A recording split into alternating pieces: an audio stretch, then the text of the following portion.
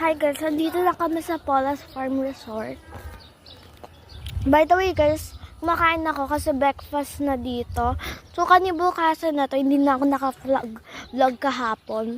So itong villa na to, tsaka ito ay nakuha namin. Papakita ko yung kwarto namin. Ay hindi, wag ko na pala papakita kasi may doggy kami, mamay lumabas pa. Mama!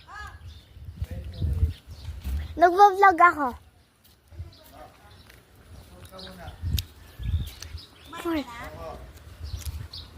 Hindi apa, nandilis.